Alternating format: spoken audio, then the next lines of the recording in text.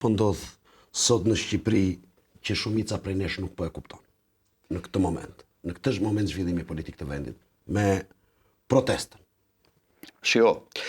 Shqipëria dhe gjithë bota janë përpara asaj që quhet jo rendiri botëror, më fal, rivendosja e madhe, që është më tepër se sa rendiri botëror.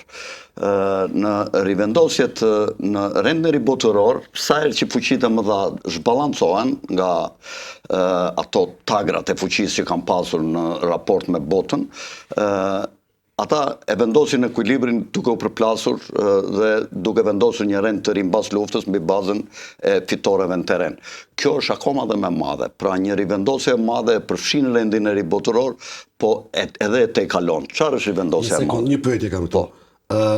Cila është ajo që media po na i tregon gabim apo po na i fsheh? Pikërisht në lidhje me rivendosjen që ti koncepton. Media nuk i kupton këto që po them unë fare, ase kanë iden shumica. Nuk, absolutisht. Nuk e zaurojnë media. Merren me mikro, ndodhi kjo, po nuk janë në gjendje të bëjnë një analizë të madhe në makro.